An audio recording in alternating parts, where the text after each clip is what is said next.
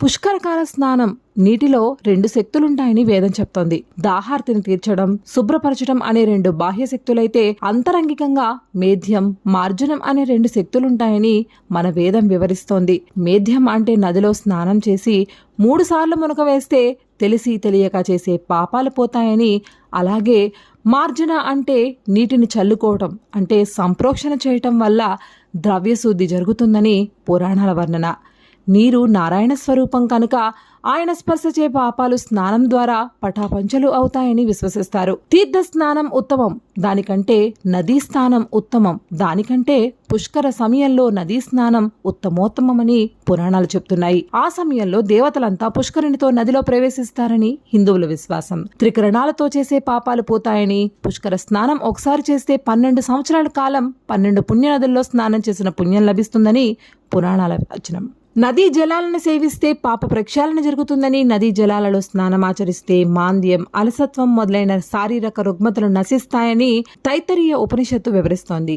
ఇసుకతో కాని మట్టితో కాని పార్థివ లింగాన్ని చేసి పూజించాలని పెద్దలు చెప్తారు. నదీ తీరంలోని ఇసుకను నదిలోకి వేయటం కూడా ఎంతో పుణ్యప్రదంగా భావిస్తారు. పురోహితులు భక్తుల తలలపై 3 దోసెళ్ల నీళ్లతో ఆశీస్సులను అందిస్తారు. పుష్కరం అనేది నదులను పూజించడానికి అంకితం చేయబడిన హైందవ భారతీయ పండుగ. ఇది భారతదేశంలోని 12 ప్రధాన పవిత్ర నదుల ఒడ్డున ఉన్న పుణ్యక్షేత్రాలలో పూర్వీకుల ఆరాధన, ఆధ్యాత్మిక ప్రసంగాలు, భక్తి సంగీతం మరియు సాంస్కృతిక కార్యక్రమాల రూపంలో జరపబడుతూ ఉండే వేడుక.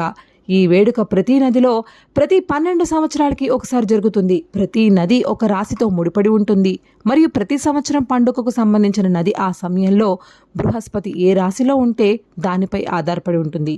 నర్మదా నది పుష్కరాలు 2024 మే 1న ప్రారంభమయ్యి మే 12న ముగుస్తున్నాయి. ఈ సందర్భంగా నర్మదా నది ప్రవహించే అమర్కంటక్ ఆలయం, ఓంకారేశ్వర ఆలయం, చౌసత్ యోగిని ఆలయం, చౌబీస్ అవతార్ ఆలయం, మహేశ్వర్ ఆలయం, నెమవార్ సిద్ధేశ్వర మందిరం మరియు భోజ్పూర్ శివాలయాలు నర్మదా నది ఒడ్డున పురాతనమైన ప్రసిద్ధమైన ఆలయాలుగా ప్రఖ్యాతి కాబడ్డాయి.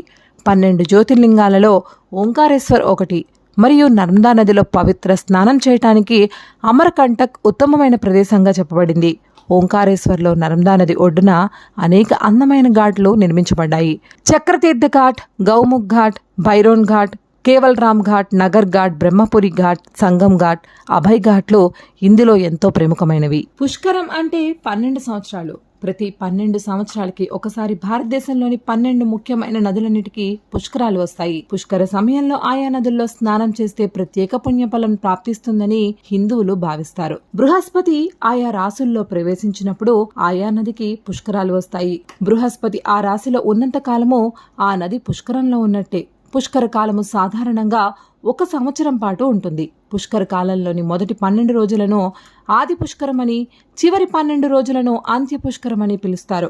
ఈ మొదటి, చివరి 12 రోజులు మరింత ప్రత్యేకమైనవి.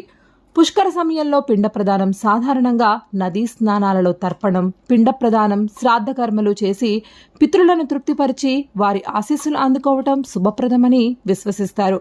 మొదటి రోజున హిరణ్య శ్రాద్ధమని, 9వ రోజున అన్న శ్రాద్ధమని, 12వ రోజున ఆమ శ్రాద్ధమని చేయటం మంచిదని ఋషులు చెప్పారని మన పురాణాలు చెప్తున్నాయి.